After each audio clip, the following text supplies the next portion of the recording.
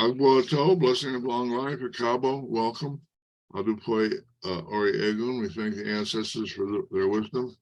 Today we're going to speak about an important prefix that's used in a lot of liturgical words that expresses what I believe to be an important concept. So we have La, Allah, Lala, Lailai. So La is frequently, but not always, a shortened version of Allah. In the Yoruba language, when a word ends in a vowel, the next word starts in a vowel, which most Yoruba words do. They start and end in vowels.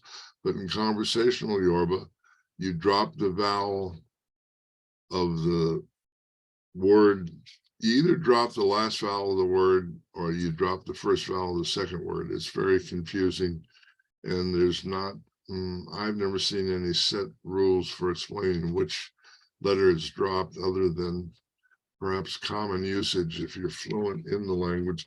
And I suspect that that common usage is one of the changes that happens in dialects. Yoruba language has over 200 dialects, which makes it real confusing. So let's say La and Allah are essentially the same thing. Allah is a reference to light that carries the coded imprint of creation. It's the impetus for really guiding evolution. I believe that evolution throughout the universe moves towards life in different environments.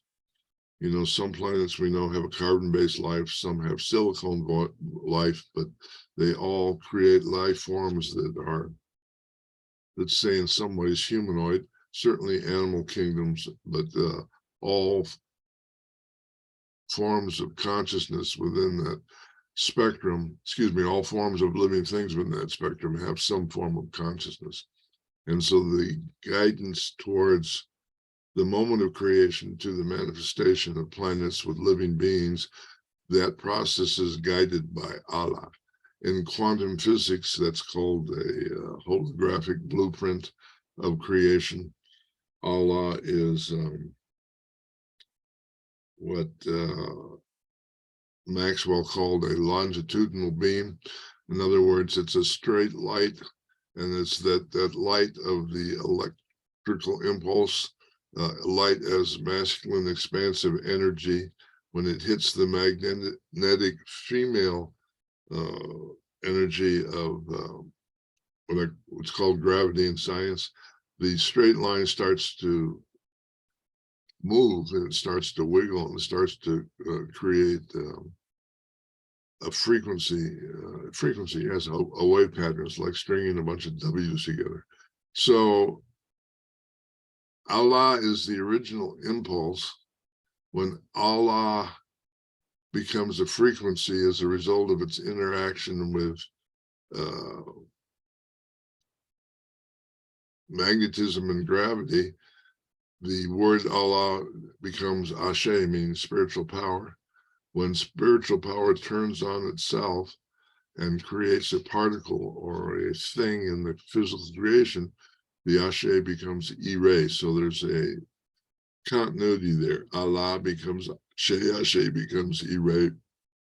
Ire becomes the physical world. So that process is called Ile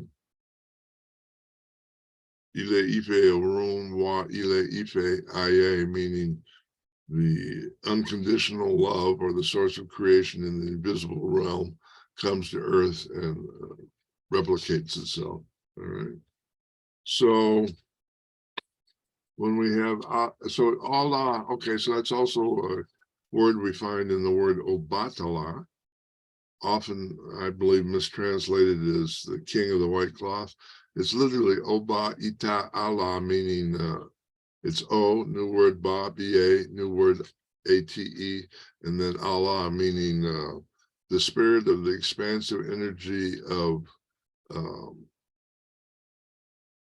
male energy at the crossroads of light, the place where the light beam becomes a light frequency, Obatala.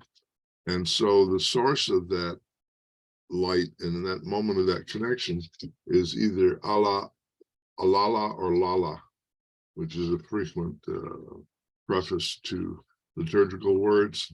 It's also the basis of, I believe, the word Lailai, which would be Allah, with the E being probably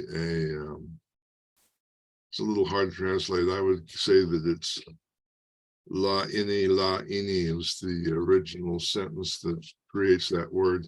So that would literally mean light is, because light is. It's the source of creation. When we go into altered states and connect with our higher self is called the Iponri. It's a synonym for the creator. It's putting our consciousness back in the original moment of creation. And so Lailai creates a state of inner peace called Suru in Yoruba. And so let's take a look at a couple of examples of allegiance as it's used in Yoruba words. Today we're going to do this one in the last lecture. So Amy Orisha from the legion Amy Orisa. So Amy means I am in conversational Yoruba, but Amy in liturgical Yoruba means my soul, my inner self, my being, my essence, my destiny, my persona. And Orisha is from the legion Orisa, means selected consciousness or specific consciousness. So Imi Orisha means my inner self is connected with a particular spiritual force. This is the phrase that is really inaccurately translated as who owns your head, who crowns your head. No, in Yoruba we say Emi Orisha, meaning our inner essence is connected with a particular force of nature or spirit. So that's an important concept, I believe, in understanding liturgical Yoruba.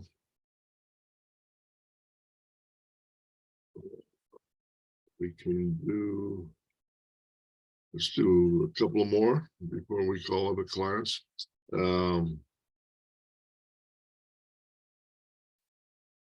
Ajogun from Oju Ogun, meaning the face of the medicine.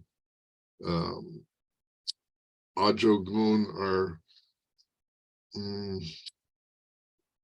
typically translated to mean destructive forces, but that's not quite right either. I would call them forces of transformation. Transformation is always destructive, right?